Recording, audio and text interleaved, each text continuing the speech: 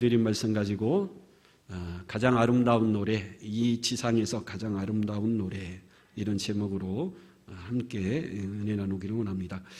우리가 지난 시간에 살펴봤지만 하박국 3장 전체는 시기 오롯이라는 음악 장르에 맞춘 찬양이고 동시에 기도이고 또 동시에 신앙 고백이라, 그렇게 우리가 살펴봤습니다. 특별히 오늘 본문 16절에서 19절은 3장 전체의 찬양의 백미라고 꼽을 수 있는, 이 지상에서 부를 수 있는 가장 아름다운 노래, 가장 아름다운 찬양 중에 하나라고 할 수 있는 너무 귀한 말씀입니다. 지금까지의 하박국 전체 내용을 간단히 요약해 보면 선지자가 하나님에게 두 가지 질문을 하죠. 첫째는 왜 하나님 부패한 이 유다의 죄악을 그대로 보고만 계십니까? 왜 방치하고 계십니까? 왜 가만히 계십니까? 이것이 첫 번째 질문이죠.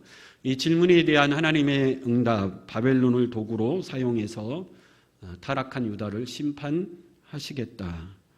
하나님은 그 응답에 깜짝 놀랬죠. 어떻게 하나님이 택한 선민 이스라엘이 이방 나라에게 짓밟히고 멸망당할 수 있을까? 황폐해지는 조국을 바라보며 낙담하고 절망합니다. 다시 한번 주님 앞에 두 번째 질문을 드리죠. 하박국이라는 이름의 뜻은 포옹하다, 끌어안다, 그런 뜻입니다. 망해가는 조국을 가슴에 끌어안고 하나님 앞에 나갔던 선지자가 하박국이라는 거죠.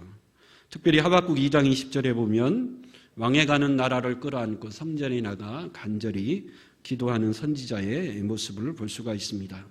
하나님의 말씀대로 이 나라가 바벨론의 침공으로 초토화되고 멸망당할 것인데, 오늘 16절에 보면 하나님의 그 말씀을 들었을 때 내 창자가 떨리고 입술이 떨렸고 뼈가 썩는 것 같은 그런 두려움을 느꼈다. 그렇게 고백하고 있죠. 감당하기 어려운 하나님의 응답이었다라는 거죠. 나라의 국운이 거의 끝나가고 나라가 풍전등화와 같은 위기에 처해 있는 거죠.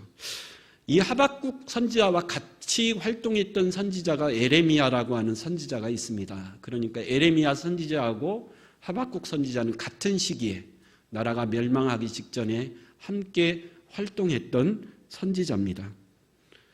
에레미야도 나라의 운명을 알았죠. 하나님이 바벨론을 들어 이 나라를 멸망시킬 것이다. 에레미야 선지자도 하나님의 그 뜻을 알았습니다.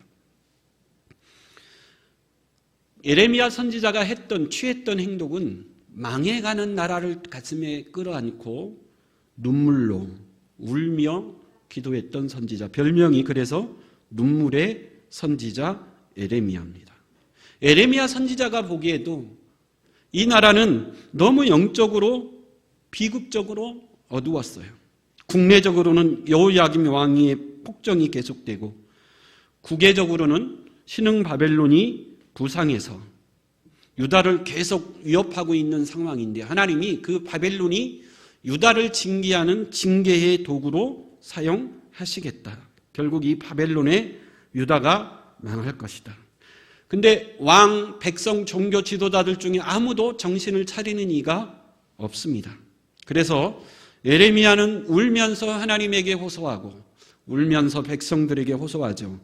하나님에게는 하나님 이 백성을 불쌍히 여겨달라고 울면서 기도했고, 백성들에게는 울면서 제발 좀 정신을 좀 차려라, 하나님의 심판이 임박했다, 그렇게 울면서 부르짖었던 선지자가 에레미야입니다.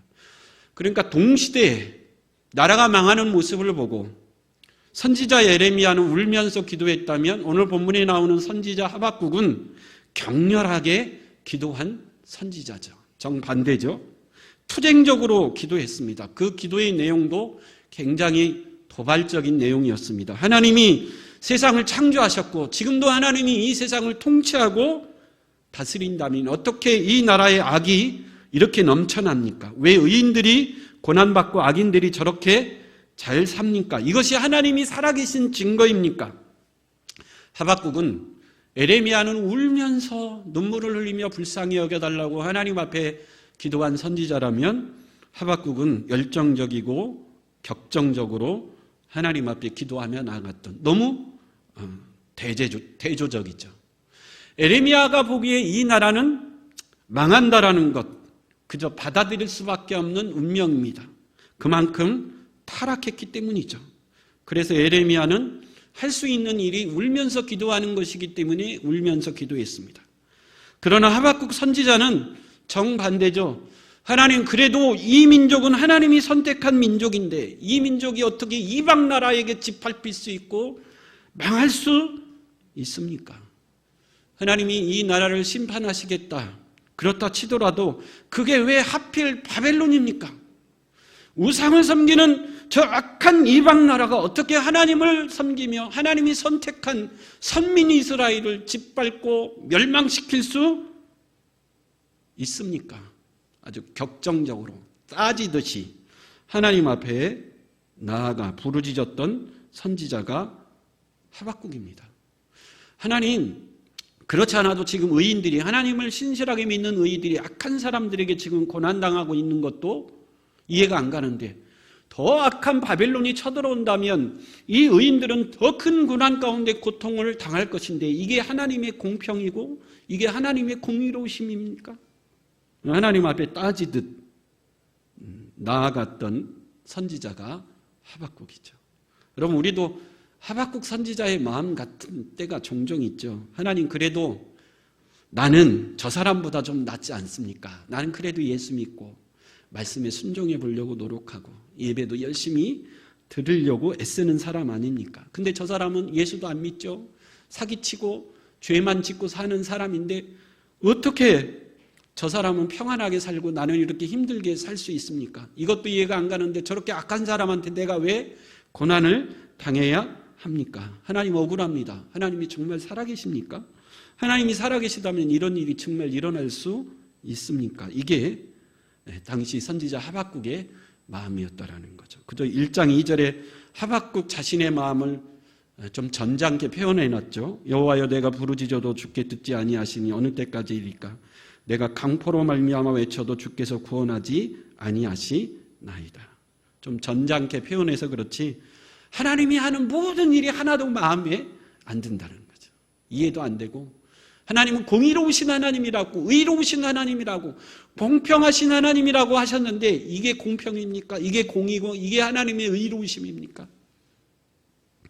이게 하나님 앞에 따지듯 나아갔던 선지자가 하박국입니다. 근데 하박국 선지자가 이렇게 격렬하게 따지듯 하나님 앞에 기도하다가 하나님의 마음을 점점 깨닫기 시작합니다. 하나님이 하박국을 설득하셨기 때문이죠. 내가 비록 바벨론을 징계의 도구로 들어서 유다를 멸망시키지만 바벨론도 악한 나라인 것을 나도 안다. 그 악한 바벨론을 내가 떼게 되면 반드시 심판하겠다. 하박국 2장 4절에 네가 걱정하는 의인들, 악한 사람들에게 고통당하는 그 의인들 걱정하지 마라. 내가 끝날까지 내가 반드시 그들을 지키고 보호하실 것이다. 그리고 하박국 2장 14절에 이 징계 심판을 통해서 모든 악이 제거된 후에 마침내 물이 바다 덮음같이 여호와의 영광을 인정하는 것이 세상에 가득하게 되는 그 날이 올 것이다. 이게 하나님이 하박국을 설득하니까 하박국이 하나님의 마음을 점점 이해하기 시작합니다. 처음에는 그 소식을 듣고 너무 놀랐어요. 이 나라가 망한다니, 이 나라가 더 큰 환난 가운데 거한다니, 우리 조상들이 애굽에서 400년 종살이한 것도 고통스러운데 다시 바벨론에게 끌려가 종살이해야 된다니. 그런데 그 환난은 이 백성들의 악을 제거하기 위하여 이 백성들의 마음을 깨끗하고 성결케 하기 위한 하나님의 계획이요, 동시에 그 징계를 통해서 악한 자들을 멸하시고 하나님의 백성을 구원하시며 다시 한번 하나님 나라를 부흥케 하려는 하나님의 놀라운 뜻임을 깨닫고 기도가 바뀌죠. 주여, 이 일을 수년 내에 이루어 주시옵소서. 그 하나님의 뜻이 속히 이루어지기를 원합니다. 그런데 하나님, 진노 중에라도 긍휼을 잊지 말아 주시옵소서. 그 환난 가운데 고통당하는 하나님의 백성을 기억하시고 은혜를 베풀어 주시옵소서. 그러면 하박국 선지자가 결국 깨달은 하나님은 어떤 하나님이죠? 하나님은 선택한 그의 백성들이 아무리 범죄하고 아무리 타락했어도 하나님은 결코 버리지 아니하시고 그들과 영원토록 함께 하시는 하나님이 우리 하나님이신 줄 믿습니다. 또 하나님은 그 조상 아브라함과 신실한 언약을 맺으셨는데 그의 후손들이 그 언약을 버렸을지라도 하나님은 그 약속 언약을 결코 버리시지 아니하시고 하나님 홀로 그 언약을 신실하게 지키고 이루어 가시는 분이 우리 하나님이신 줄 믿습니다. 하박국이 이 하나님을 깨닫는 거죠. 그래서 하박국은 놀라운 고백 하나를 합니다. 이 고백이 너무 놀랐기 때문에 우리가 살펴본 대로 신약성경에 3번이나 인용했고 루터와 칼빈이 이 말씀을 붙들고 종교개혁을 일으켰던 유명한 말씀, 의인은 믿음으로 산다라는 거죠. 그럼 아무리 어려운 환경 속에서 극심한 고난 가운데 있을지라도 믿음의 사람은 뭘로 산다고요? 신실하신 하나님이 반드시 나와 함께 하심을 믿는 그 믿음으로 산다라는 거죠. 그것이 하나님의 백성들의 삶이라는 겁니다. 그리고 선지자 하박국은 마지막 하나님 앞에 자신의 진심을 담아 고백하며 기도하며 노래하는 것이죠. 여러분, 바벨론이 쳐들어와서 유다를 짓밟으면 무화과 나무의 열매가 무성치 못하고 포도나무의 열매가 없고 감람나무의 소출이 그치고 밭에 식물이 없어질 것이고 우리의 양이 없어질 것이고 외양간에 소가 없어질 겁니다. 바벨론이 쳐들어오면 그동안 우리가 힘쓰고 애써 갖고 온 소중하게 여겼던 모든 인생의 귀중한 것들이 다 잃게 될 것입니다. 그럴지라도 하박국의 고백은 뭐죠? 나는 여호와로 인하여 즐거워하며 나의 구원의 하나님을 인하여 기뻐하리로다. 여러분, 내가 누리고 있고 소유하고 있는 모든 것이 다 없어져도 신실하신 그 여호와 하나님이 나와 함께 하신다면 나는 그것 하나만으로 만족하고 기뻐하는 인생을 살겠노라. 내 조국 이스라엘이 그런 조국이 되었으면 좋겠다. 내 조국 이스라엘은 지금까지 무화과 나무, 열매, 밭의 소출, 외양간의 소가 풍성해지기를 위해서 살았는데 내 조국 이스라엘의 앞으로는 그런 것이 없을지라도 여호와 한 분만으로 만족하고 기뻐하는 아름다운 믿음의 나라가 되었으면 좋겠다. 그렇게 하박국이 마지막 노래를 부르고 있습니다.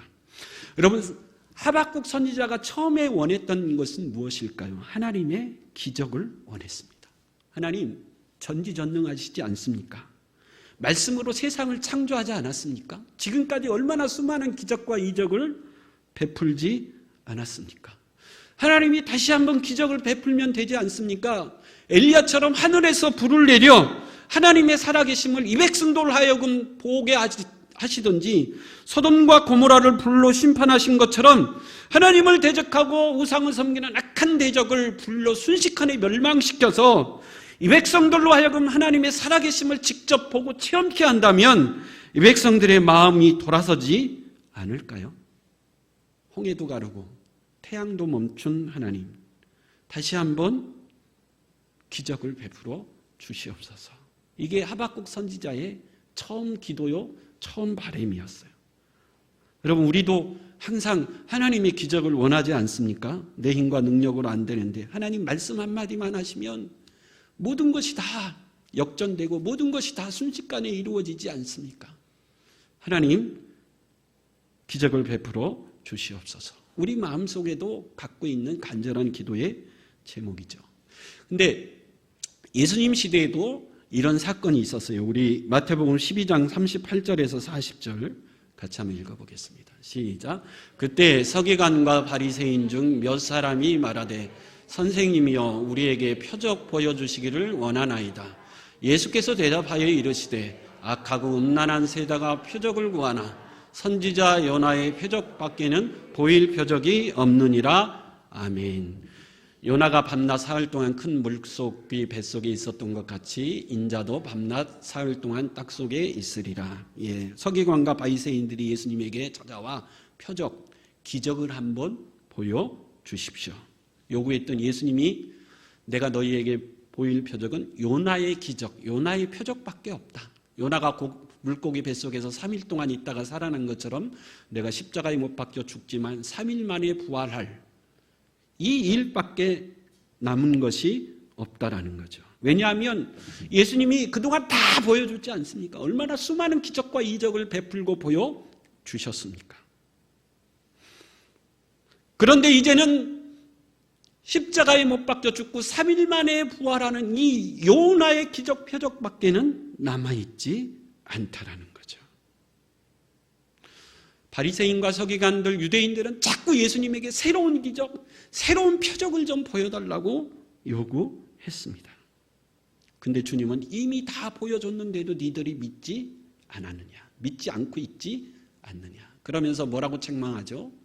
니느웨 성을 예를 들어 니느웨 성 사람들이 종말할 때에 너희를 책망하리라. 왜 그렇죠?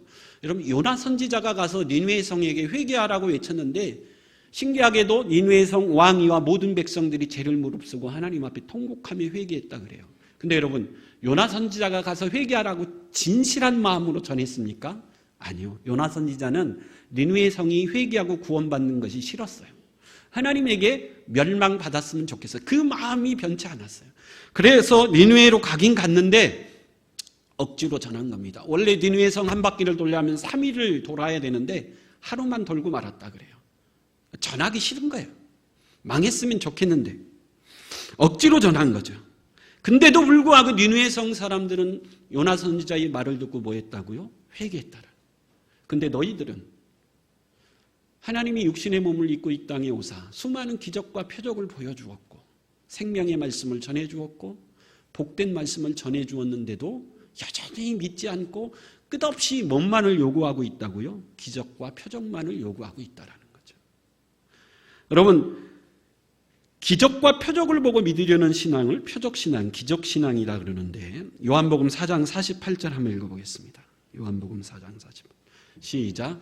예수께서 이르시되 너희는 표적과 기사를 보지 못하면 도무지 믿지 아니하리. 예, 기사와 표적을 보고 믿으려고 하는 신앙을 예수님이 책망한 말씀입니다. 왜 그렇죠?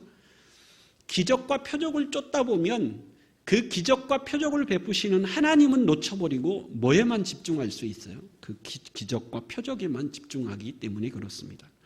그럼 얼마나 사람들이 기적과 표적을 좋아하냐면 구약시대에 이런 일이 있었습니다. 이스라엘 왕 중에 가장 믿음이 좋았던 왕 세 사람을 꼽으라면 다윗, 히스기야, 우시야 이 세 사람인데 우시야가 왕이 되어서 종교개혁을 일으키는데 우상을 다 때려부시고 불태우는데 뭘 불태웠냐면 우리 열왕기하 18장 4절 한번 읽어보겠습니다. 열왕기하 18장 시작. 그가 여러 산당들을 제거하며 주상을 깨뜨리며 아셀의 목상을 찍으며 모세가 만들었던 놋뱀을 이스라엘 자손이 이때까지 향하여 분향함으로 그것을 부수고 느우스단이라 일컬었더라. 이스라엘 사람들이 심지어 뭘 섬겼어요?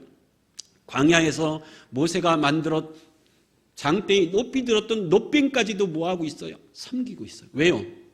그 놋뱀 때문에 죽어가던 사람들이 살아났는데 그 일을 행하신 하나님은 보지 못하고 몸만 보이는 거죠. 그 놋뱀만 보이는 거예요. 그래서 그 놋뱀을 우상처럼 뭐 했다 그래요?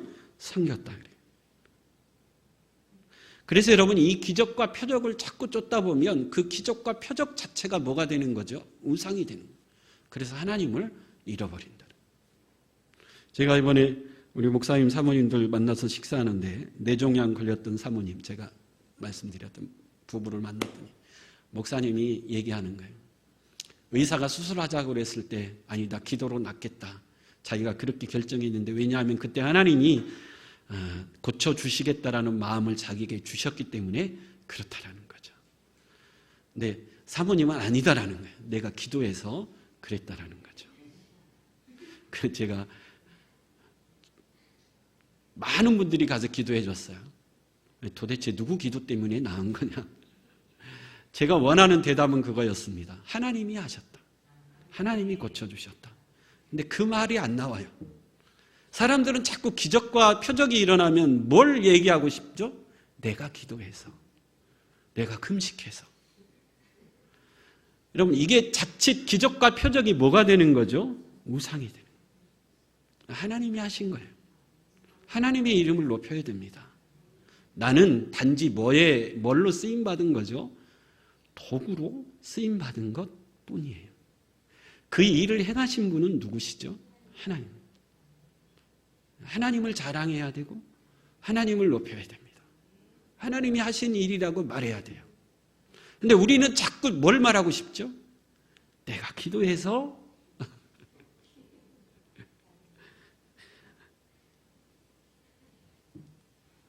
인생을 살다 보면 많은 고통을 겪습니다.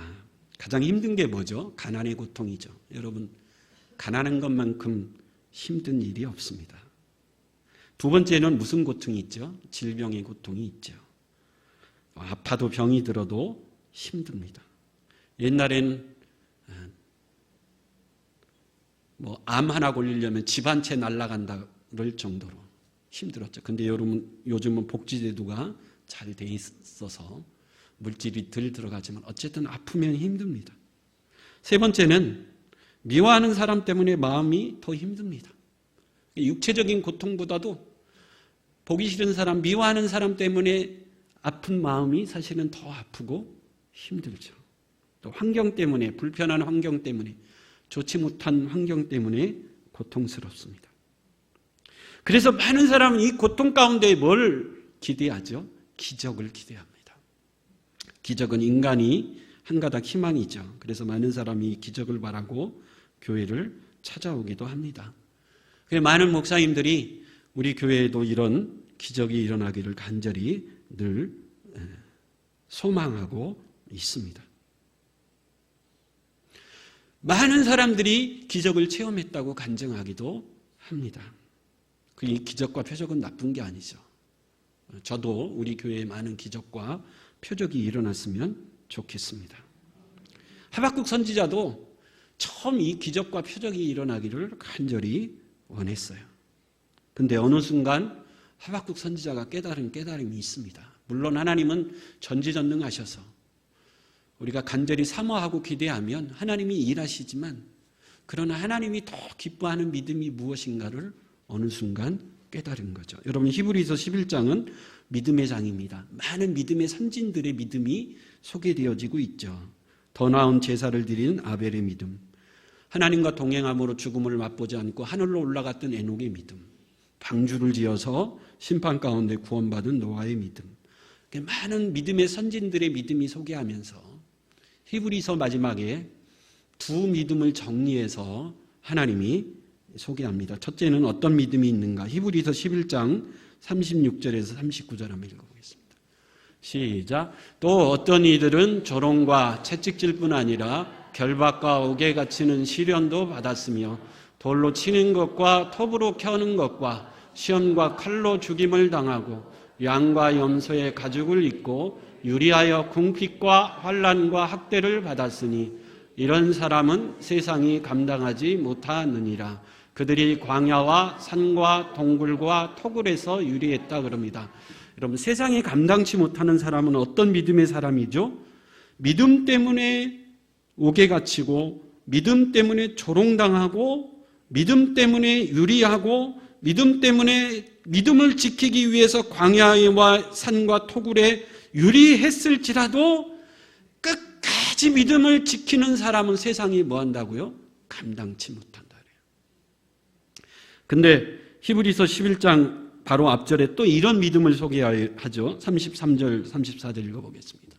시작. 그들은 믿음으로 나라들을 이기기도 하며 의를 행하기도 하며 약속을 받기도 하며 사자들의 입을 막기도 하며 불의 세력을 멸하기도 하며 칼날을 피하기도 하며 연약한 가운데서 강하게 되기도 하며 전쟁에 용감하게 되어 이방 사람들의 진을 물리치기도 하며. 믿음 중에 어떤 믿음이 있다고요? 불의 세력을 멸하는 믿음, 전쟁에 싸워 이기는 믿음, 사자의 입을 막는 믿음이 있다 그래요. 근데 여러분, 전쟁에서 이기고 사자의 입을 막는 믿음보다도 어떤 믿음이 세상을 감당치 못한다고요? 그 믿음을 지키기 위해서 조롱당하고 핍박당하고 그 믿음을 지키기 위해서 모든 것을 잃고 산과 동굴에 유리할지라도 끝까지 그 믿음을 버리지 않는 사람을 세상이 뭐 한다고요? 감당치 못한다라는 거예요.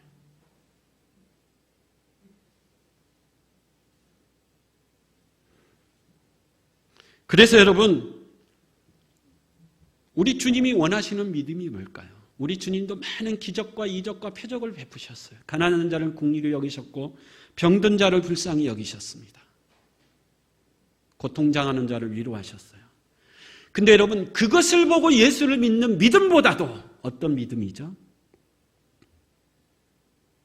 주님 때문에 십자가를 져야 되고 주님 때문에 고난당해야 되고 주님 때문에 모든 것을 잃는다고 할지라도 주님이 가셨던 그 길을 내 십자가 내가지고 묵묵히 쫓아가는 믿음. 주님은 오늘 이 믿음을 더 원하시는 줄 믿습니다. 여러분, 하박국 선지자가 깨달은 것은 뭐죠? 우리 주님이 원하시는 믿음이 무엇인지를 깨달은 거예요. 이 백성이 왜 이렇게 타락했고 이 백성들이 왜 이렇게 망했는가? 하나님이 보이지 않는 겁니다. 외양간에 소가 많았으면 좋겠고 논밭에 소출이 많았으면 좋겠는데 하나님을 잃어버린 거예요. 근데 하나님은 뭐라고 말씀하시죠? 징계를 통해 뭘 회복시키시겠다라는 거죠. 외양간에 소를 더 많아지게 하고 논밭의 소출을 더 많아지게 하는 것이 아니라 그들이 잃어버렸던 누구요? 하나님을 다시 찾는 백성이 되기를 원한다라는. 여러분 한번 생각해 보십시오. 우리의 자녀들이 부모에게 찾아오는데 자녀들이 나에게 올 때마다 나를 낳고 키워주신 부모의 은혜가 너무 감사하기 때문에 부모를 사랑하는 마음으로 찾아오는 자녀가 있습니다. 그런데 어떤 자녀는 그거에는 안중이 없고 부모가 가지고 있는 재산, 힘들고 어려울 때마다 부모가 도와주는 물질, 그것 때문에 찾아오는 자녀가 있습니다. 여러분, 어떤 자녀가 부모의 마음이 더 기쁠까요? 부모는 안중이 없고 부모가 주는 재물, 부모가 주는 재산에만 눈이 멀어 있다면 부모의 마음이 얼마나 슬프겠습니까? 여러분, 하나님이 하박국 선지자에게 보여주신 하나님의 마음은 그겁니다. 내 마음이 지금 슬프다라는 거예요. 왜죠?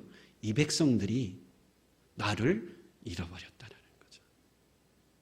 이 백성들이 나를 사랑했으면 좋겠고 이 백성들이 나와 동행했으면 좋겠고 이 백성들이 나를 기억했으면 좋겠고 이 백성들이 이 세상 무엇보다도 나를 귀하게 여겼으면 좋겠는데 이 백성들이 나를 뭐 했다라는 거죠? 잃어버렸다라는 거죠.